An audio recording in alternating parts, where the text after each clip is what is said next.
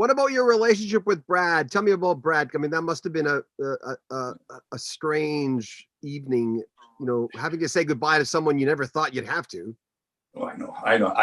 It's funny. Again, I was getting ready. I had a tune I wanted to do called Stonecutter, and I was going to call Brad to have him work on it. He had worked on a song of mine years ago, back in when I had my house in Watertown, a song called Sultan's Queen. I can't find it now. I think I've lost it. And amazing, and his voice. So, and Barry did the solo. Barry did the leads, not for me. And then it was like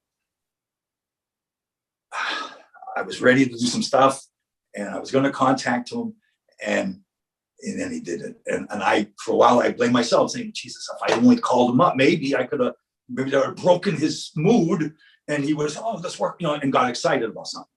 But again, you can't blame, you can't blame yourself for that stuff. But so other than that, that's the last time, memories of him, again, were always, the guy had the most dry humor, and he was a Beatle freak to the last second, to the last second. Every rehearsal we had, it always ended on Beatle tunes.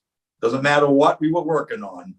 The last 2 or 3 songs were Beatle tunes. And Brad knew every lyric and every vocal part of every Beatles song ever written.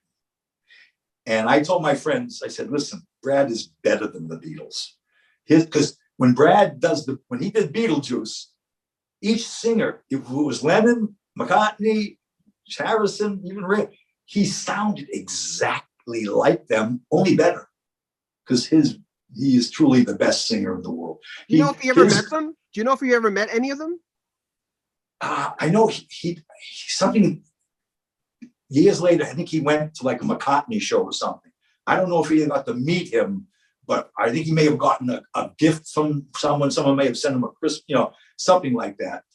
But Brad, again, Brad wasn't a trained singer. He imitated them, and he developed a great pop vocal, because with pop singing, you sing lower register, but then like classical singing, they have a falsetto, but it's a distinct. They're going, and they hit the falsetto, they go into this falsetto. Pop style, you mask it.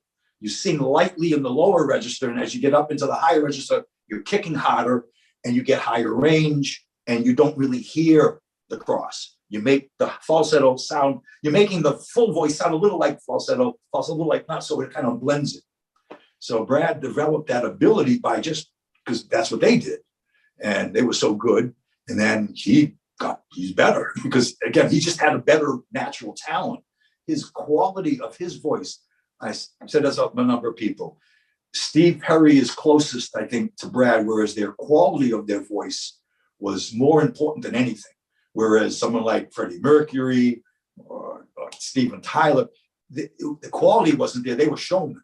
And so part of it, their showmanship, and then they had height, but they didn't have good quality throughout their range. So no one really comes close other than those two guys, as far as I'm concerned.